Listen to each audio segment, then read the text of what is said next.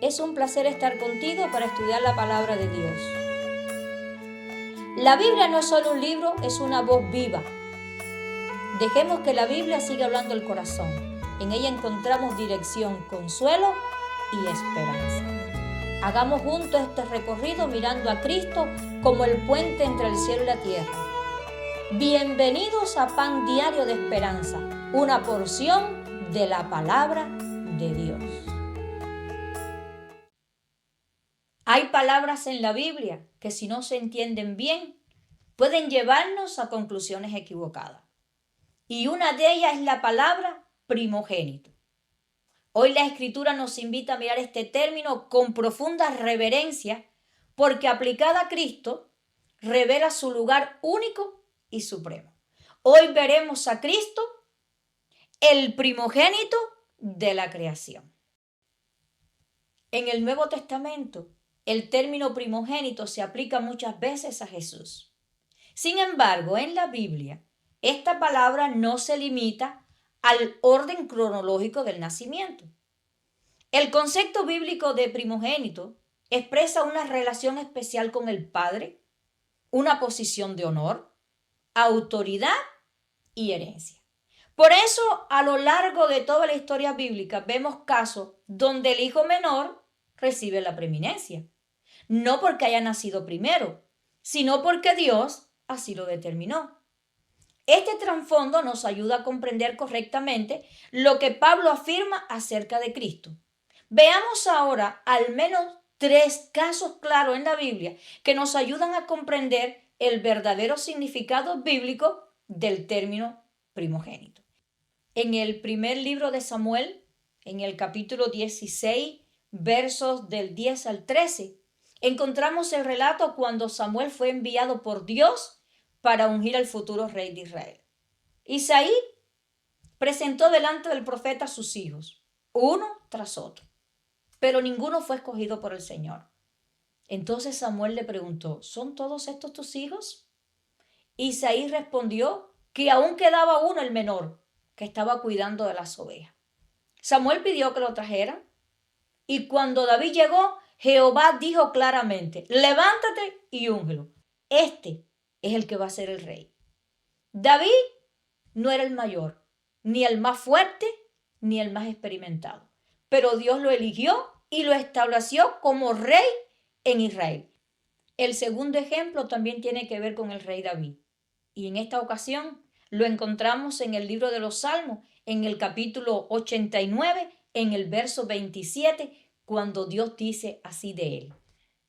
Yo también te pondré por primogénito, el más excelso de los reyes de la tierra. David no fue el primer hijo de Isaí, pero Dios lo llama primogénito porque le otorgó la preeminencia, le otorgó la autoridad y el liderazgo sobre su pueblo.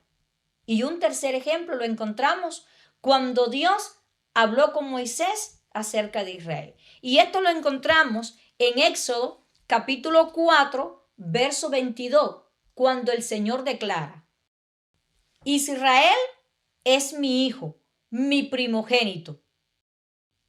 Israel no era la nación más antigua ni la más poderosa, pero Dios la escogió para una relación especial, para recibir privilegios, responsabilidades y una misión particular. Estos ejemplos nos demuestran con claridad que en la Biblia el término de primogénito no se limita al orden del nacimiento. Se usa para describir a aquel que recibe la bendición del liderazgo, la continuidad del propósito divino y una posición de honor otorgada por Dios mismo. Leamos qué nos dice el apóstol Pablo en la carta a los Colosenses en el capítulo 1, verso del 15 al 17. Él es la imagen del Dios invisible, el primogénito de toda creación, porque en Él fueron creadas todas las cosas, las que hay en los cielos y las que hay en la tierra, visibles e invisibles, sean tronos, sean dominios, sean principados, sean potestades. Todo fue creado por medio de Él y para Él. Pablo no sugiere en ningún momento que Cristo sea un ser creado. Al contrario, deja claro que todo cuanto existe fue creado por medio de Él y para Él. Cristo no pertenece a la creación. Él es el agente personal por el medio del cual Dios proveyó todo. Pablo dice de Cristo: y Él es antes de todas las cosas, y todas las cosas en Él subsisten. Esta afirmación es contundente.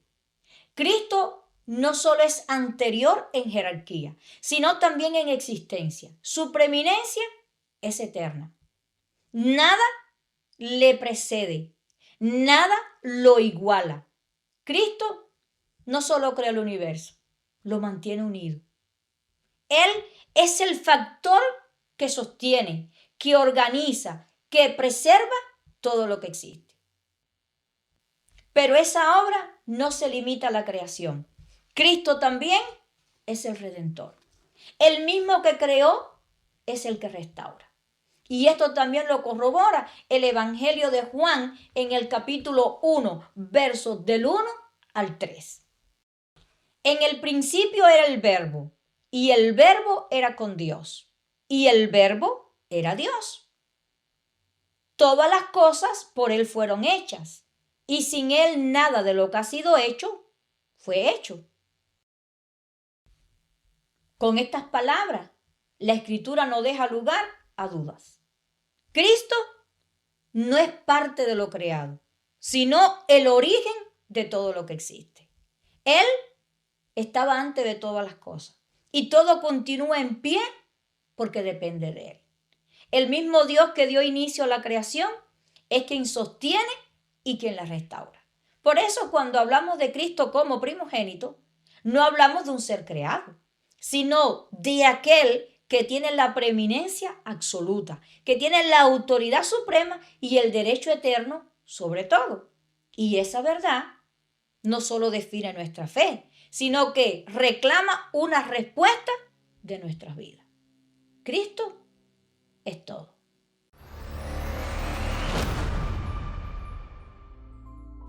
El Hijo de Dios vino al mundo con una misión clara: restaurar lo que el pecado había destruido.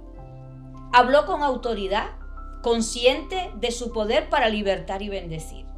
No vino a condenar, vino a sanar, vino a devolver esperanza a los oprimidos. Nunca actuó como alguien que usurpaba poder. Su autoridad le pertenecía por derecho divino.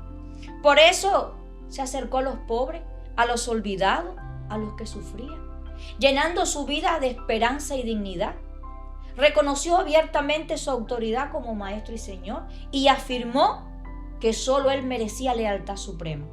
Y en más de una ocasión declaró su grandeza no para exaltarse, sino para revelar quién era realmente. Mencionó a Jonás, mencionó a Salomón, pero Él se puso por encima de cualquier figura humana admirada. En Cristo se concentra toda autoridad celestial. Es Dios, es creador, fue quien murió por nosotros. Nada podemos añadir a ese sacrificio. Pensar que nuestras obras completan lo que Cristo ya hizo es desconectar la grandeza de su redención. Y hoy somos llamados a descansar plenamente en Cristo, a reconocer su preeminencia, no solo en doctrina, sino en nuestra vida diaria.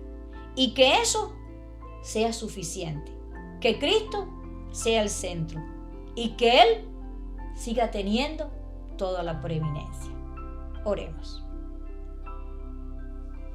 Padre eterno, Dios de amor, reconocemos que tu Hijo es supremo en todo. Gracias porque en Cristo tenemos creación, redención y esperanza.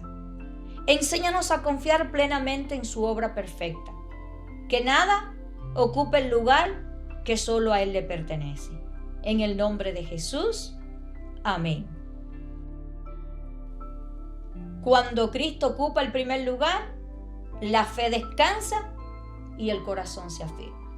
En Él todo encuentra su verdadero orden.